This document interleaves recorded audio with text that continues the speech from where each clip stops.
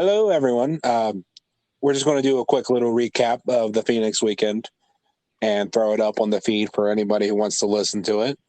Um, we're going to save cup reactions for the end because even though we're small time, we still got to clickbait you and get that retention going. But we'll start with the race that everyone cared about the most on the weekend. Start with the Friday night ARCA race. Hell yeah. Or as I like to call it, Go ahead. Well, as I was going to call it, the race that refused to end, even though it was probably the shortest chase of the weekend. That's true. Yeah. I didn't catch a single minute of this race.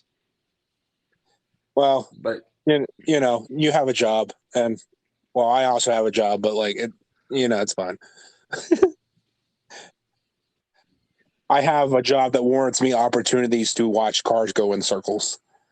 But anyhow, I'll be honest. I tuned in and out of this race until about 40 to go because I was watching SmackDown, and that took priority for me.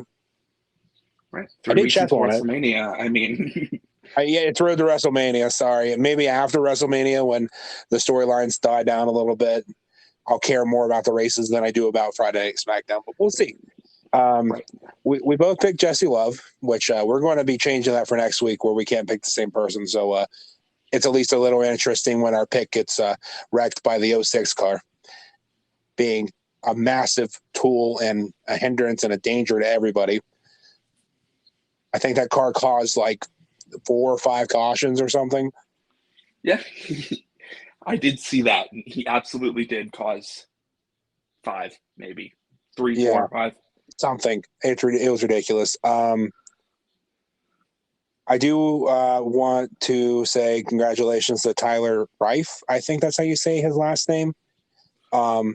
For being born after Harvick won his 500 and winning the ARCA race this weekend. So I didn't know it was capable to make me feel so old. Yeah. So at this point in time, he was born after the first race of the COT era. Oh my God. Yeah. I went with the Harvick one because, that hits me closer to home. But so, yeah, a 15-year-old won the ARCA race. Good for him. I'm glad he won. I'm glad someone won. I don't know. I didn't really have much stones in it after my pick, and one of like the 2 guys I knew in the entire race got wrecked. So, we'll say Chase Elliott has apparently taught these guys nothing. And I'm sorry, this isn't a dig at Chase. This is just Chase was the last one to do it before this race. If you clear yourself to the inside, you're going to get turned into the inside wall on the restart, Mr. Absolutely.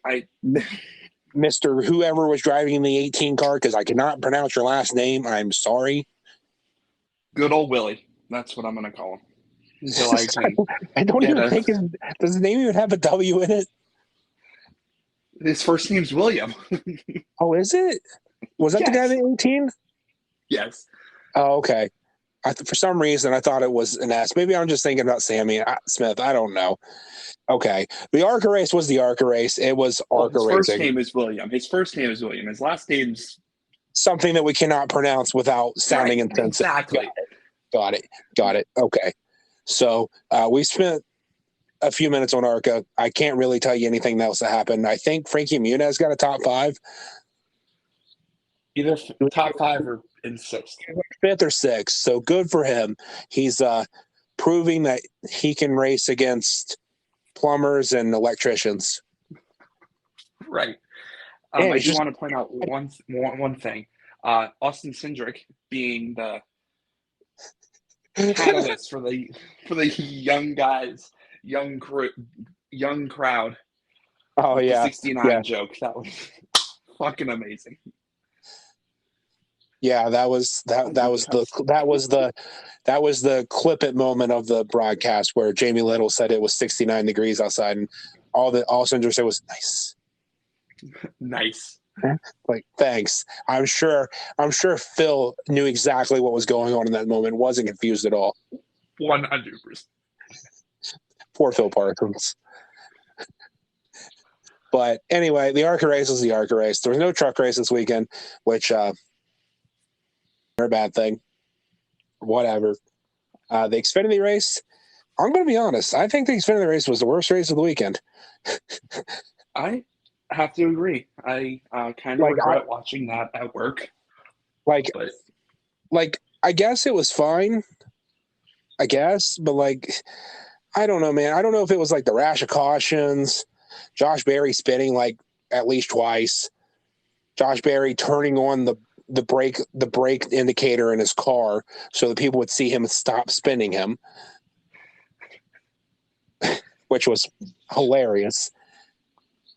Or the fact that it just didn't feel like, I don't know, maybe it's just Phoenix because I don't know, because the Xfinity cars usually put on the best race of the weekend, so maybe my expectations were too high. Possibly, yeah. Or maybe I just gave up because my pick got absolutely destroyed because Brandon Jones is a moron. There is a lot of infighting going on right now. I don't know. The Xfinity Series is a mess, and more specifically, Junior. Yeah, I don't know. I would love to be a fly in that meeting tomorrow. Right. If only we were down North Carolina this week, we could just go watch them pull in and see who hangs their head in shame and who's has the hangover glasses on or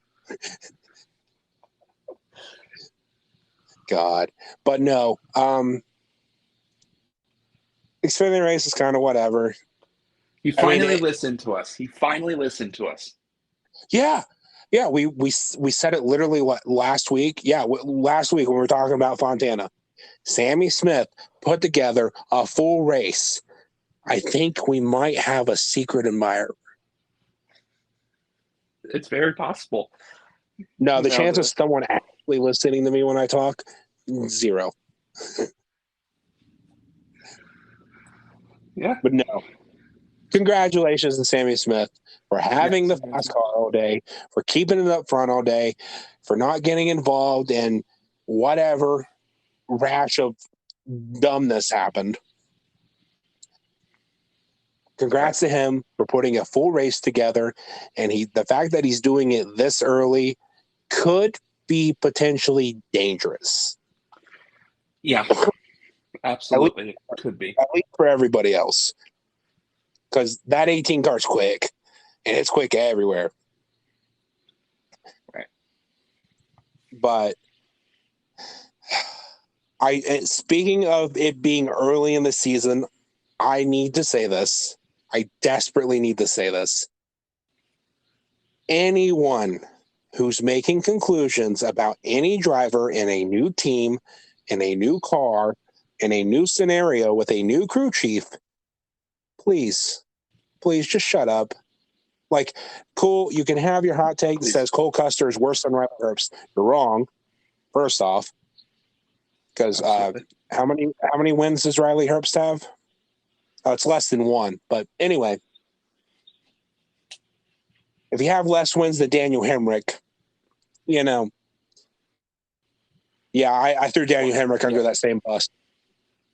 Because Daniel Hemrick's just Riley Herbst with a win.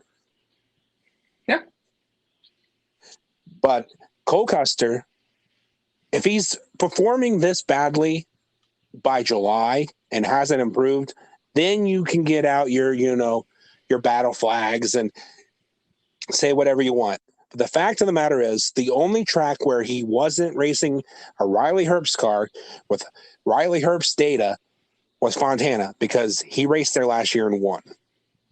And he was probably the car that should have at least competed for that race if he hadn't blown a tire. Which we joked he did it on purpose. He obviously didn't do it on purpose. But it's way too early in the season for him to be driving cars made for him with data that represents how he drives. Because data he has is all 4 years old. It's not applicable to this car anymore. And if it is, it's 4 years out of date and everyone else has gotten faster. Right. And you could argue, depending on what your definition of competitive is, we have the most diverse, or at least the highest number of cars in the field that can compete for a win on pace than we've had in a couple of years. Exactly. Yeah. Even Joe Gibbs centered around full team this year and not just one. Not just I. Right. I'm not saying that there's a reason behind that, but I mean, whatever. I don't care. I will say, as much as we need to congratulate Sammy Smith, we need to do the same for Ryan Truex. I think with another 2 or 3 laps, he could have possibly passed him. I don't know if he would have, but he could have. He absolutely could have. Yeah, he was the fastest car on that last run. By far. Yeah, he was, and good for him. I've never been big on him. I just don't really care. I don't mean it mean. Just prove something to me. Like, that's basically where I'm at. Because I can sit here all day and sing the praises of the potential of half the damn Xfinity field if they got in a good car.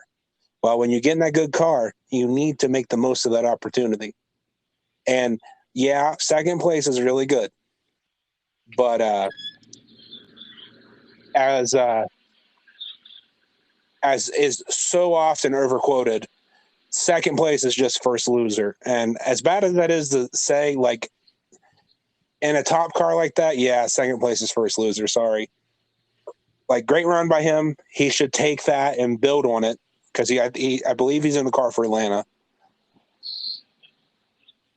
But I believe so, yes.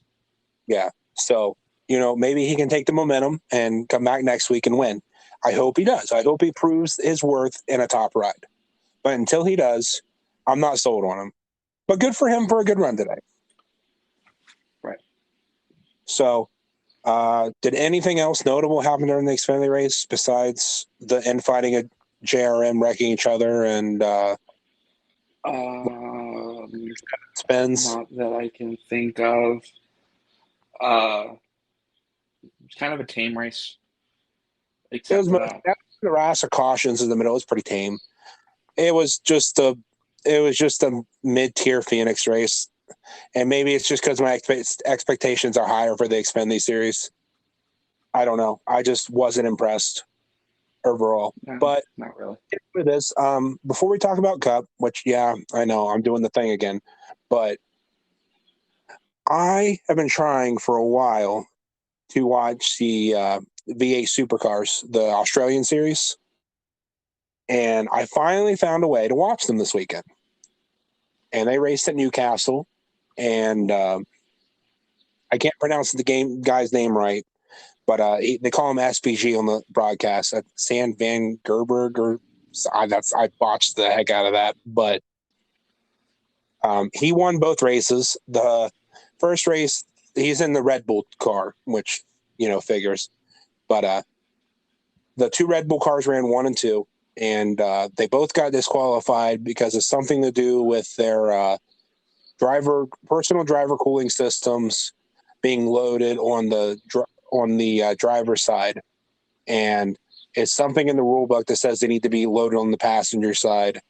And they said they got permission for it, but they got verbal permission. So I don't know if that decision is going to stand, but they appealed it. But as of right now, when we're recording this, they got DQ'd from the first race, but he won the second race anyway. So, but that's not even the point.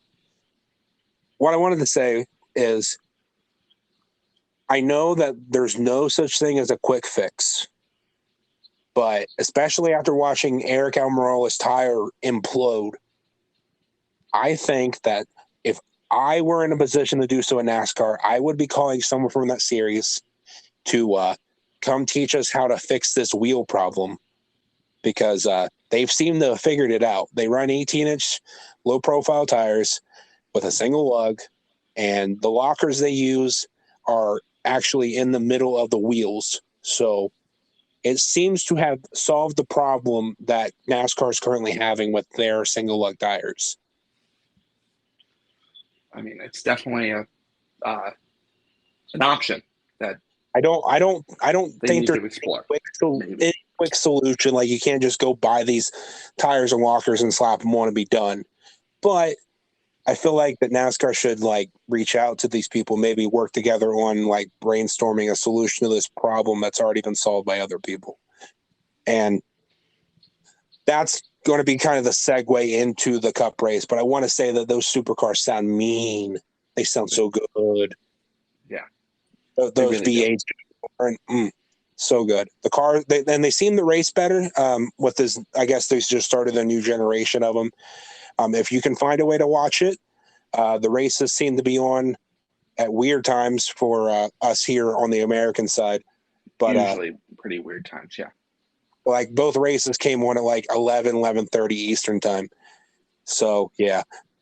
Speaking of weird times, before we get to Cup, I do want to get away from motorsports a little bit and just talk about the World Baseball Classic, because I've been watching a lot of it, and these games are starting at like 10, 11, 12 at night, and I'm like, and they're not like quick games, and they're definitely not using the pitch clock in there. It's 2022 and the past, but I did want to put on that USA beat Great Britain again. The good guys win again. America. Well, it'd help if Great Britain didn't get their jerseys printed at like. The game started at 9. They finished printing at 8:55. Yeah, basically, it looked like art, like a graphic design is my passion type deal. It's fantastic. Please look at it if you haven't. Even if you don't watch baseball, it's great. But we have it on recording that Billy is a fan of the pitch clock, so that means he likes new baseball, and you should all berate him for it. The pitch clock is not the issue. The issue is calling bogus strikes just because the batter's not in the box with 9 seconds left. It just doesn't make any sense. Gotta love messing with the oldest game that still gets played on national television. I get they want to slow it down. I mean, speed it up. They don't want to slow it. They want to speed it up because those games are getting pretty long. For example, the WBC.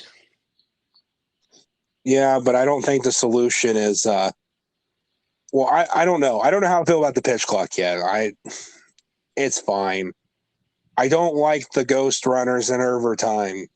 No, get rid of that, please. I think that's too far in the other direction. That takes away from the game. You have to get a hit to get on base. I'm sorry.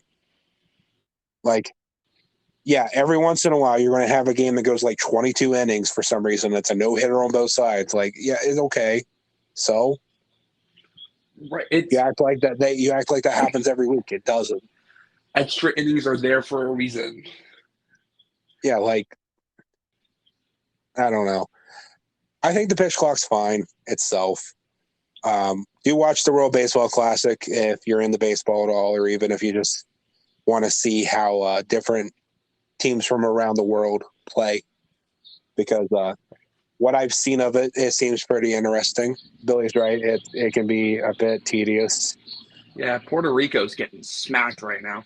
They're losing 7-0 in the bottom of the second to Venezuela. Nice. Yeah.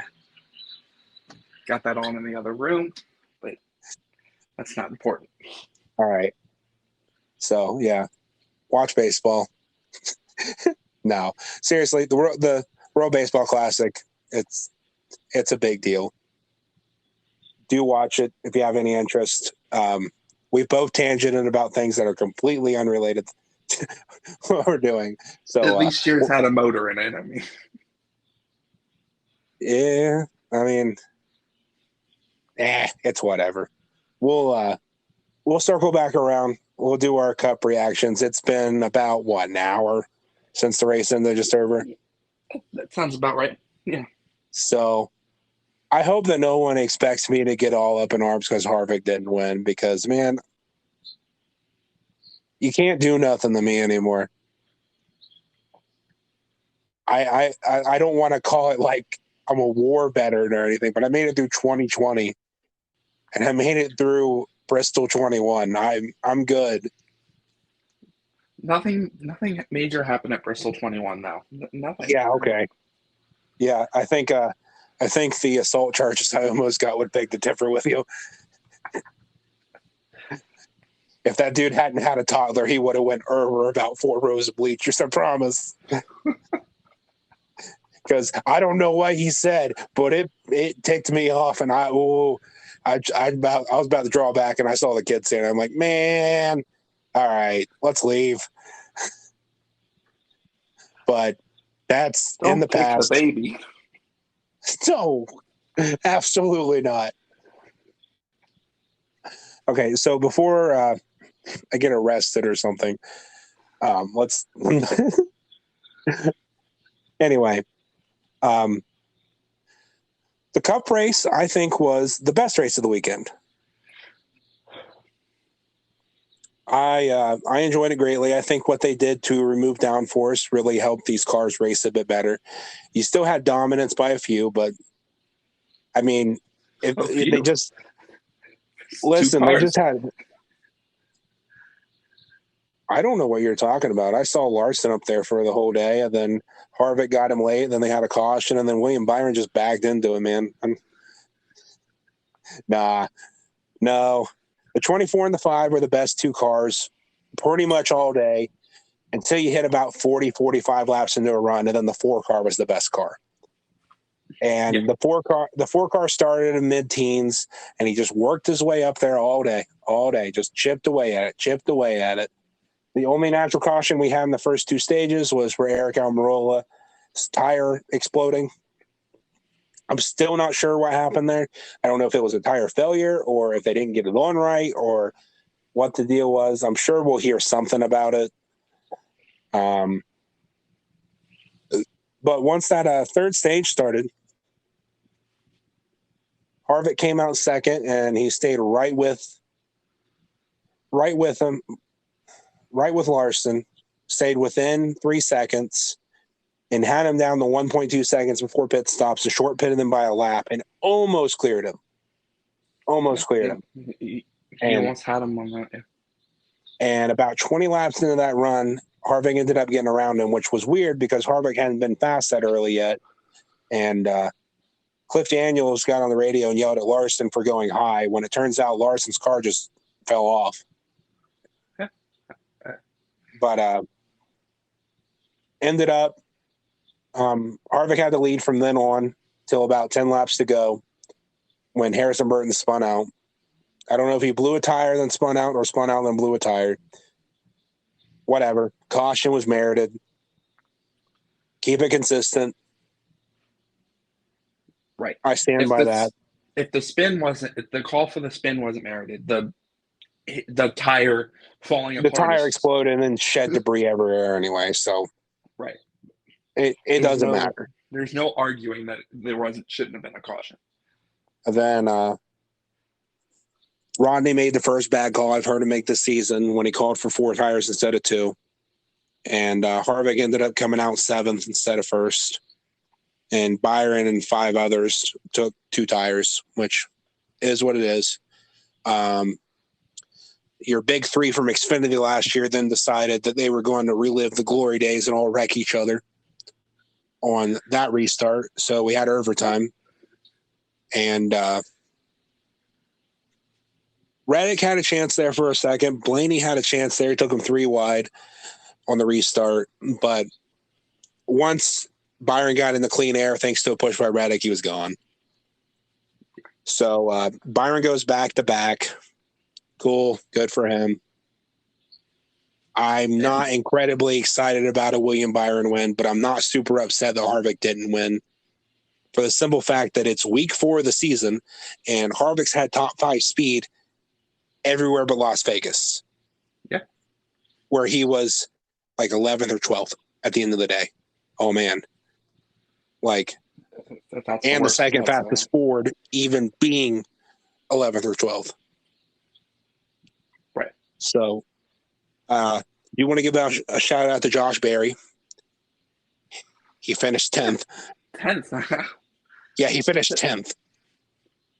So, everybody who, again, spoke too soon on Josh Berry last week for running 29th, what are you going to say this week? Go, you got lucky. Like, yeah, it takes being got Chastain.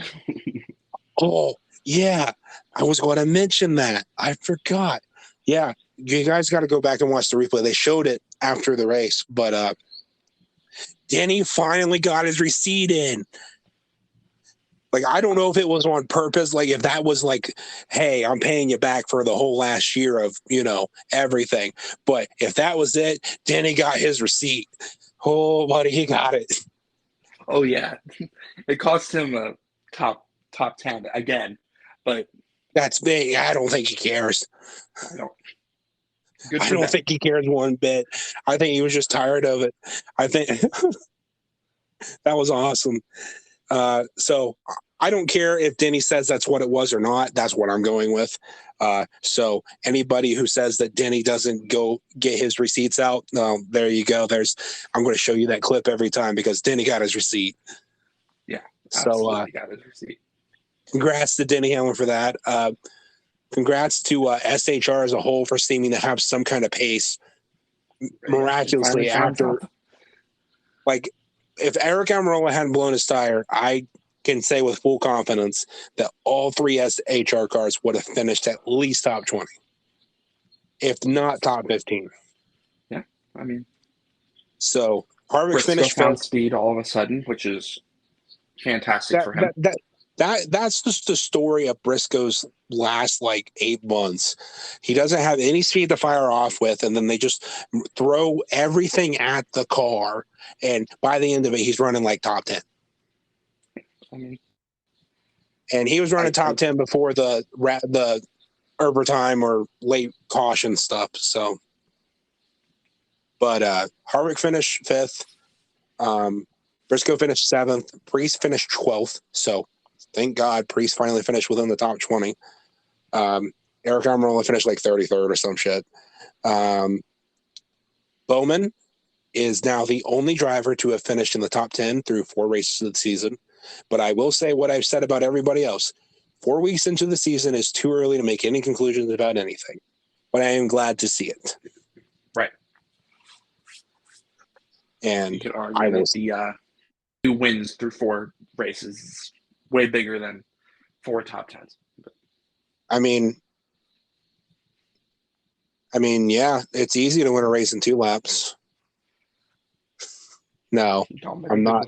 I can't help it. I so badly just want to call him a hack and just do the whole bit. But yeah, Byron's been really good for the past 2 weeks. And last year, when he won his first race at Martinsville, where no one could pass because it was cold and dreary and awful, he went the next week and won in Atlanta because they were too busy fighting for second, just like they were today, to a degree, to beat him. So, he'd be one to watch next week. I think Bubba's going to be one to watch next week. He's always really good on the plate, and I guess Atlanta's a pseudo plate track. Drafting track is what they're calling them now, which is stupid. But, yeah. I don't know. We'll make actual predictions later in the week. You owned me this weekend, thanks to infighting, and Blaney ran top 3, so he beat Bowman. Second, yeah. But so you got me back after the first weekend where I kind of dominated. But yeah, I think that's enough for the recap. I mean, I think we covered about everything I wanted to. Is there anything else you wanted to cover? We got 4 races, I believe, this weekend. Yep, 4 races this weekend. So yeah, all 3 touring series and F1. Yep, F1 returns. We'll They started in Bahrain. They got a week off. I wouldn't know what that's like. NASCAR season's too long, but it kind of is. Yeah, it kind of really is. But nah, we'll sign off here for now. We'll see you guys in a couple days with a new what if and our predictions for the coming weekend at Atlanta Super Speedway or whatever that is when you shorten all 3 words. You can tell how I feel about that track as I look over at my jar of grindings from the old Atlanta surface. Perfect. I just got that. We're gonna pretend like I had it the I whole figured time. I'd just imply it, and I might just stay it when we get the predictions later in the week. See if anyone picked up on it. All 3 of you. It's all good. Someone's gonna be listening to this in the future and be like, "What? Atlanta Super Speedway? Oh, he